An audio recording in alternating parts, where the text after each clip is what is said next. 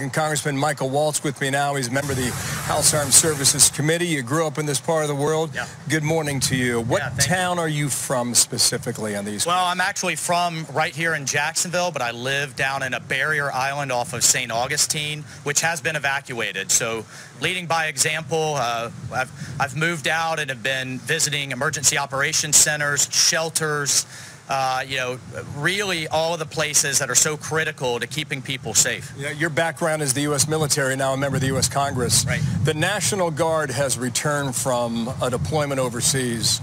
And what are they doing today? You know, I can't say enough about our first responders and our guardsmen. Some of those units literally just arrived back from training deployments and overseas deployments. They didn't go home. They didn't go back to their businesses. They went right out to take care of us. I think the governor, as a leader of the National Guard, has shown great leadership. Governor DeSantis has been all over the state getting us ready, and I just can't implore people enough.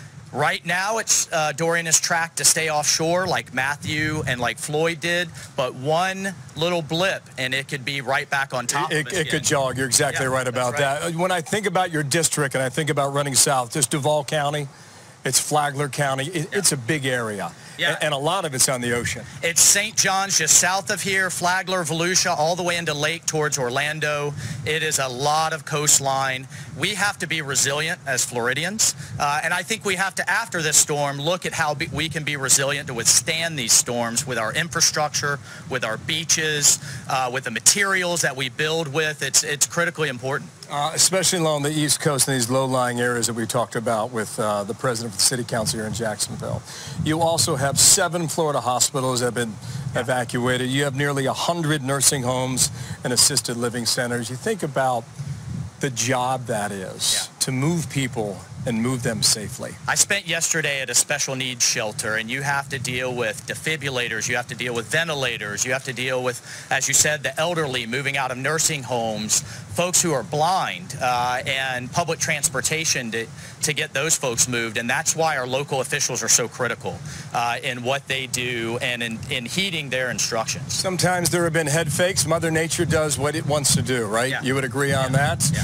How have you assessed the past week when you're trying to figure out whether or not you're in the crosshairs of it, whether you're on the north side of it, or perhaps you even skirt this ultimately? Well, it's been frustrating trying to figure out where this is going to go, and my heart's out to the Bahamas, where it has just been sitting and pounding. But I've been telling all of the Floridians that I represent, so if you buy a little water, if you buy a little extra canned food, maybe if you spend a night away from home at a relative's house or at a shelter, big deal.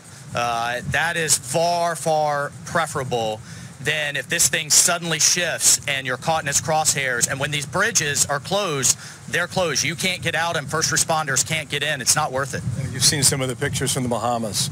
I mean, your thoughts go out to those people trying to get through and ultimately recover. How about the mind game that Dorian has been so far? When you have a Category 4, a Category 5 storm that moves to stationary for 18 hours. It's almost unheard of, Michael.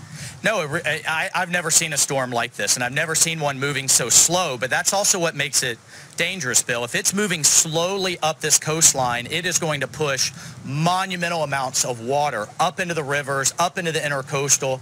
That causes, Matthew did the same thing up here. It causes areas to flood that you wouldn't expect, where people think they're safe. So even if we may be a little safer from the wind damage, we are not from the flood damage, and the water around here is already at record levels from records amounts of rainfall. So everybody needs to keep their guard up. Where are you going to be for the next 2 or 3 days, do you think? I'll be at emergency operations centers down in the counties that I represent, and also visiting the shelters. And then in the aftermath, that's where FEMA and the federal government comes in to get those disaster assessments done quickly, and so that people can make claims and they can get the help that they need.